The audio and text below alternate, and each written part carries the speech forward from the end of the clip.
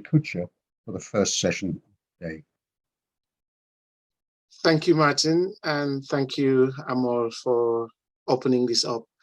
I would be playing a recording of Amira Salama's presentation. She's unfortunately not able to be here because she's currently attending another conference in Saudi Arabia, but she kindly offered to give us a recorded presentation, and I interviewed her. So I asked a couple of questions. Can I just get my screen on? Yes, I think I can.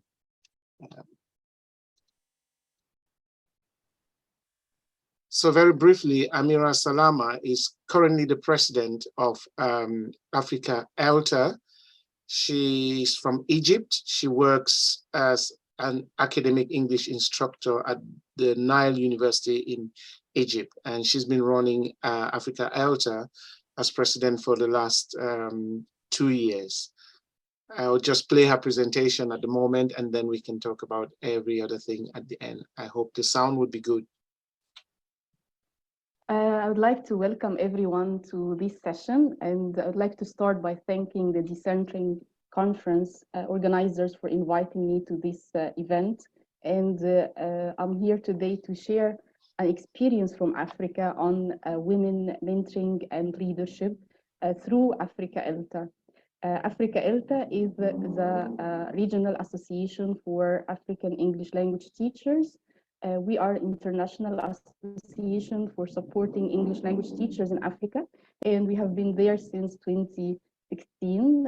We have a lot of programs for supporting teachers in Africa. One of them is our mentoring program for female classroom teachers, the one I'm going to share with you today. I'm Amira Salama, Africa ELTA president, as introduced by Harry. And I would like to start by sharing how this program actually started. And it started by acknowledging a need that we had at Africa ELTA through our work with teachers. Firstly, through the Africa ELTA newsletter that we started, we acknowledged the fact that we have African classroom teachers, among which we had a lot of female classroom teachers who were submitting lesson plans and activities about their active classroom initiatives, and writing to us about their amazing work in their local communities. Also in teacher support groups in Africa on WhatsApp, which are very active in Africa, we acknowledged the presence of many women, many female classroom teachers who are leading and starting initiatives on these support groups online. But in our conferences, when we came to organize our annual conference that we usually hold in an African country every year, we always had the difficulty of acknowledging and finding a female speaker, whether this is coming through the proposals that we received that were coming mostly from male teachers, or from acknowledging plenary speakers for our conferences among women. In the leadership in affiliates in Africa, the affiliates that we work with also, we had most of the leaders in meetings who are males, actually men coming to the meetings and attending. Actually, it was a male-dominated leadership context. And what we acknowledged at Africa ELTA is the need to make women who are active in the classroom and who are sending us amazing ideas and talking about initiatives that they have done in the local communities, to make them visible in conferences and also in leadership positions. And hence came the idea of starting this mentoring program. At Africa ELTA also, we believe in women empowerment. And here I'm sharing a definition of this a term that I personally like, that actually sees empowering women as an idea that we have all to work towards achieving, not to make women better than men, or not to create any conflict between the two genders, but to give equal opportunities for both, and to allow women who are deprived of such opportunities to get the chance to have a seat, not only in leadership roles, but also to have that seat to make their voices heard and make themselves visible. The idea that when we talk about women empowerment, and this is an international call that we hear everywhere, not just in Africa, we always look at the numbers, how many women make it to the top, how many women are in leadership positions, but we never look at the experience of those women who are in leadership positions. Is it really a positive experience? And the idea that we need to look at empowering women from the perspective of improving this experience is something that we really talk about. So once a woman makes it to become a leader in her community, we don't really care about the experience that she gets. And this is, in my opinion, not really empowering women the way that it should be.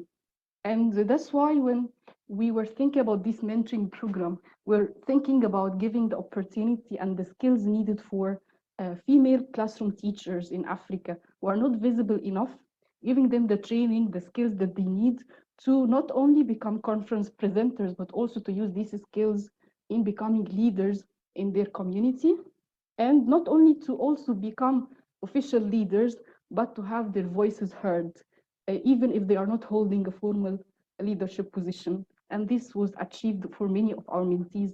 I'm going to share this later in the presentation. The program was called Africa ELTA Female Leadership Mentoring Program because we believe in the idea of equipping women with the skills needed to become leaders, not only, as I mentioned, present at conference. It doesn't stop there. The program does not just qualify them to be conference speakers, but also equips them with the leadership skills that they need to start the initiatives in their local communities and become active leaders in their context.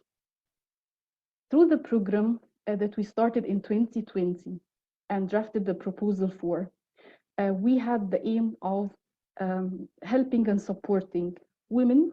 And in the first draft of the program, we were targeting women who come from rural areas in Africa, from areas that are deprived, that have no resources.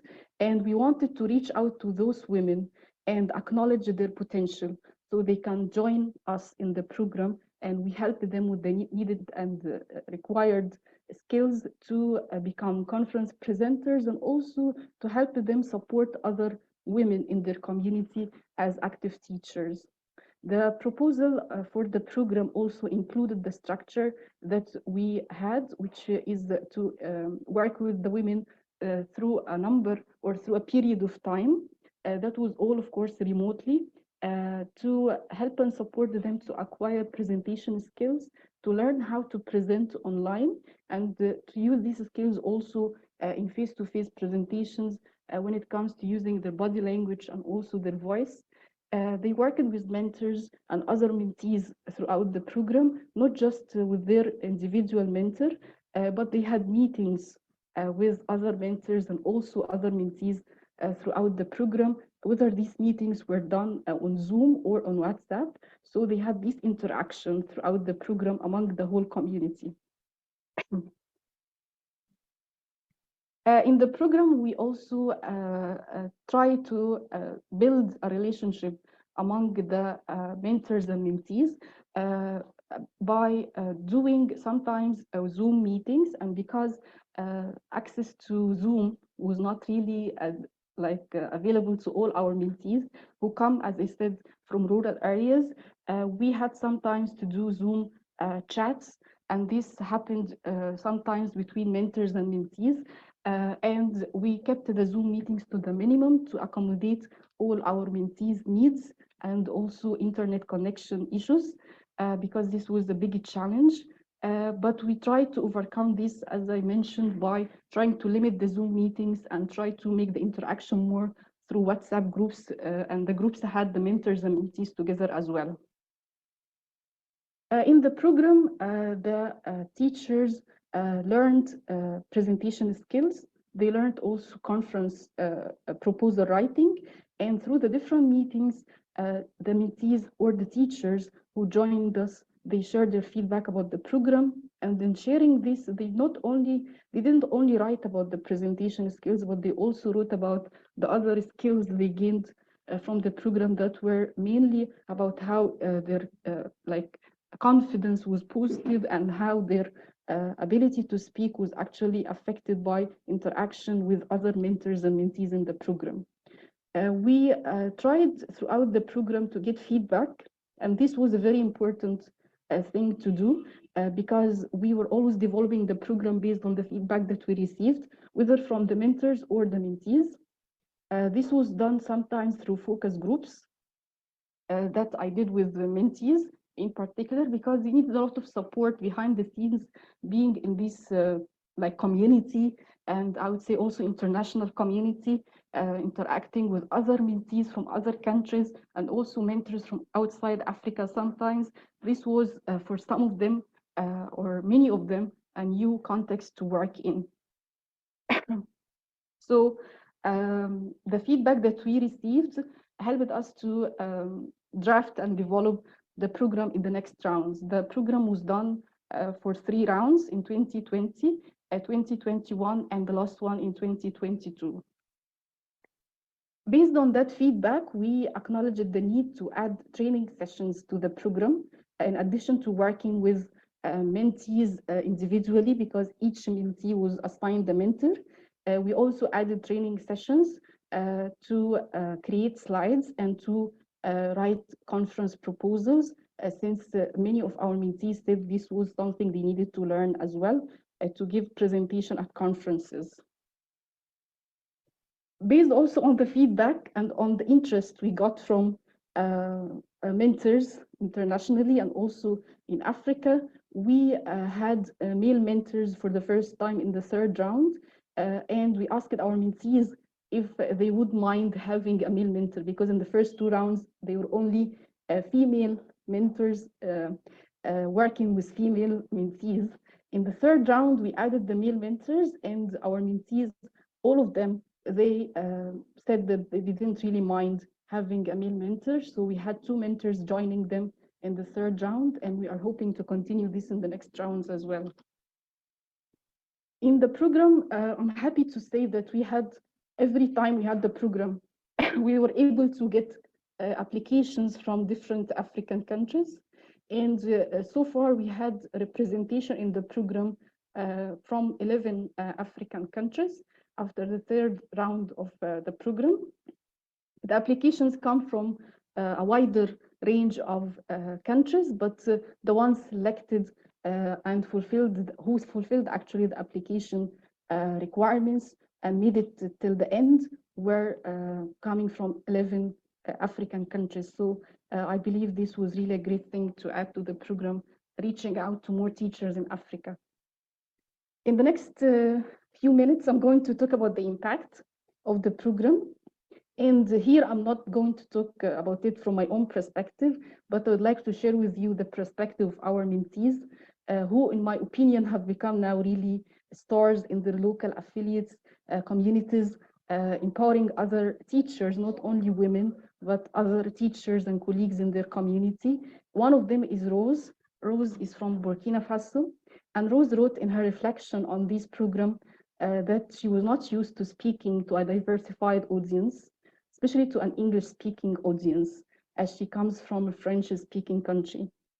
The program has helped her boost her confidence, improve her communication skills, that now she got accepted to a Fulbright program, thanks to what she learned at the Africa ELTA benching program.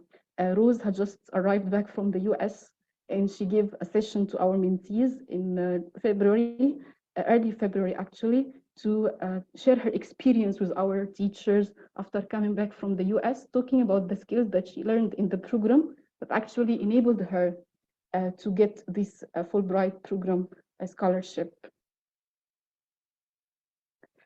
Another mentee we had in the program from Cote d'Ivoire, Olive.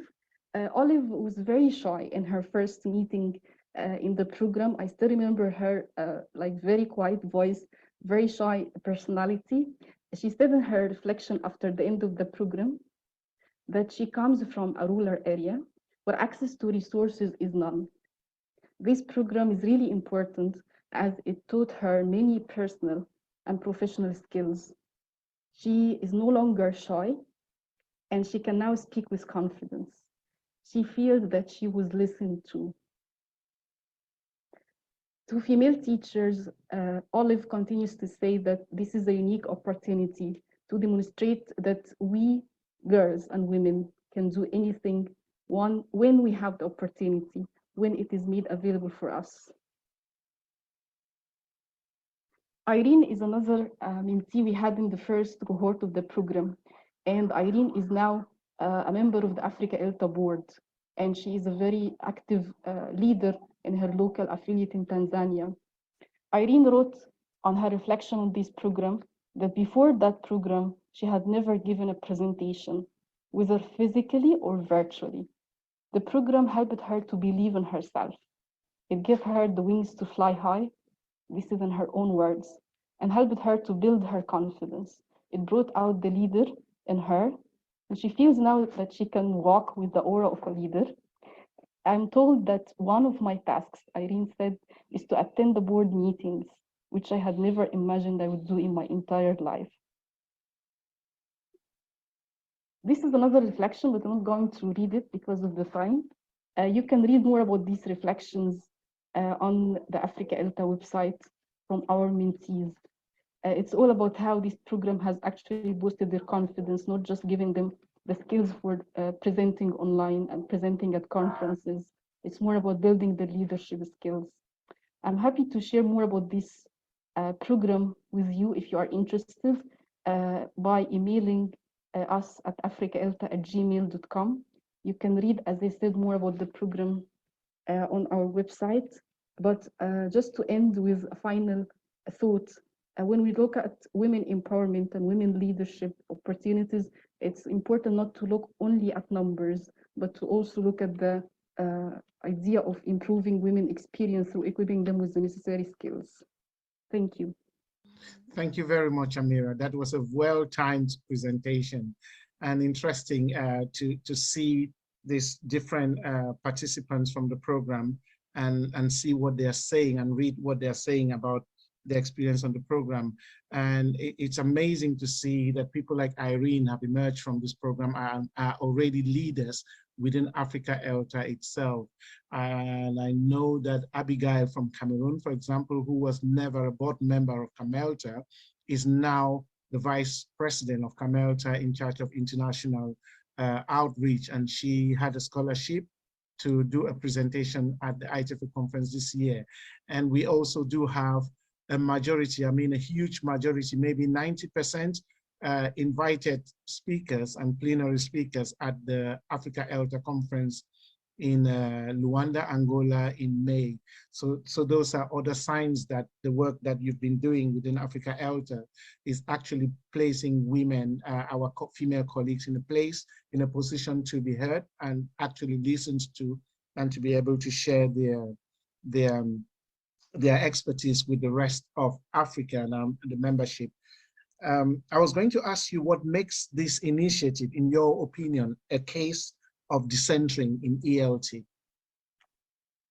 I think it is a very important example of decentering because in our experience or in our aim and goal at Africa ELTA, at starting this program, we were thinking of the women as being invisible, whether they are like that at conferences or in leadership positions, and thinking about how we can decenter the power of leadership and visibility of speakers in our context in Africa was actually the idea that motivated this program. And through the applications we received and what women said about their personal statements, why they want to join this program, many of them shared that they wanted to become visible, that they are not given the opportunity, that they want to use this as a chance for them to get the skills they need, so they feel that they are more qualified to do things that sometimes their male peers feel more qualified to do than them because of many reasons related to women, like gender roles, sometimes in this context. So I believe this is an important initiative that we started at Africa ELTA with this aim of decentering and also looking at women in this context from a perspective that was not really looked at before. This was really helpful, I think, from also the mentees, the reflections that I shared here. Now, I'm going to be asking you about the next steps, but before that, I just wanted to find out from you what you have learned from this experience, what you found out about the capacities and the strengths of female teachers in the African continent. Wow. Okay, I need another presentation to talk about this because I was very inspired by all the women who joined us. I was just like, it was just astonishing to learn about the challenges that they face, that one of them, for example, had to take care of her kids, her husband, her family after coming back from school, and yet make the time to come to 1 hour meeting on Zoom with no access to connection and try to get in and out and in and out. And then I had a mentee who had this connection problem and also these family issues throughout the program and tried to really accommodate her a lot. And at the end, I told her, would you like for your final presentation to be pre-recorded in case something happens? And I was very surprised that she told me, no, I will be there live and they'll make it really happen. And she was there, and she was there only for her presentation time, and she did an excellent job. I was very inspired by every example of a woman we had in this program, how persistent they are and how skilled they are actually, because once they learned about the things that we were trying to share with them, they were ready to do anything to use this. Many of them went back to their communities to cascade this knowledge, to offer training sessions that nobody heard about, but they did this in their local community, in their schools, with the skills that they have learned. So they are really inspiring women, all of them. Yeah, well, having been a mentor on this program myself, my experience resonates a lot with what you just said. My mentee from Nigeria, there were times when we spent about 40 minutes literally. We had two children fighting for her attention, and yet she was there really eager to participate and to learn from the process. And one thing that is often not said about mentoring is how much we learn from our mentees, because participating in this project has helped me see a lot beyond what I thought. I thought I was a young learner expert and I know a lot about young learners, but this lady, and that's Blessing, actually opened my eyes to what pre-primary children are, and what the relationship between schools and the home can bring to children's cognitive, social, and affective development. So I learned a lot from her, far more than I think she learned from me. And it's great to see that she's gone ahead. She's got a website, sorry, with parents, linking her parents to the school, and a Facebook page, I think, where she's engaging with a bigger community of practitioners in her area. So my next question, as you would imagine, would be, what are the next steps beyond just training these female teachers to be conference presenters and hopefully to take over leadership? And what kinds of support do you think the female leadership mentoring program would need to meet the aspirations of Africa ELTA? Well, we have an ongoing communication with our mentees. So after the program ended, the first one, the second one, and the third one, we started a WhatsApp group for all the mentees. And now women on this group are sharing and exchanging views about things.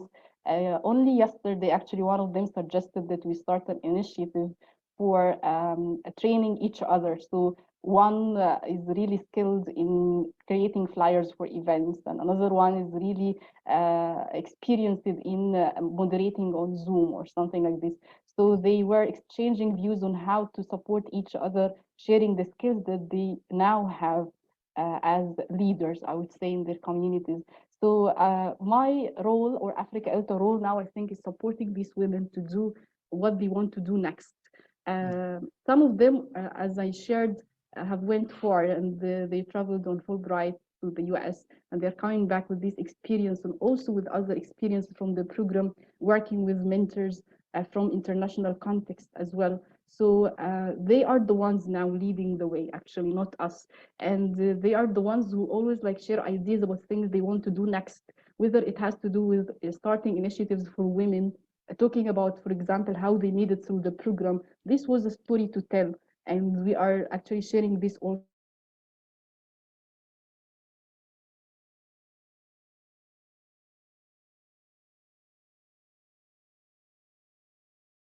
Thing that we need to do to support them, I believe, in my opinion, is to always give them the opportunity to use the skills that they have learned, whether through our events at Africa ELTA, webinars and conferences, or internationally by supporting them to present internationally and share their experiences because they are amazing.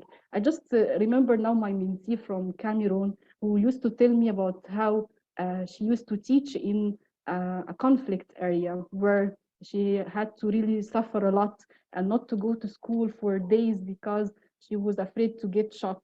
And this was a very difficult context. And they told her your story is a story of someone that needs to be shared with the world, actually. And I believe we should support them to share their amazing stories. They are amazing teachers and excellent leaders. And we will be there for them at Africa ELTA to support them after the program with everything that we can. You're Great. muted. Well, thank you very much, Amira. Thank you very much for sharing this experience from Africa ELTA with the ELT, decentering ELT community. And I hope that this has inspired other people listening to you. And if you're happy, we would share your contacts so that people who want to get in touch can get in touch with you to ask any further questions. Thank Yeah, you just very much. thank you very much, Harry, for the discussion and for the invitation. And I hope to hear from everyone who is listening to us. If you are interested to get involved, please email us at africaelta@gmail.com, and we'll be glad to get in touch with you. Thank you. Thank you. Thank you. And goodbye.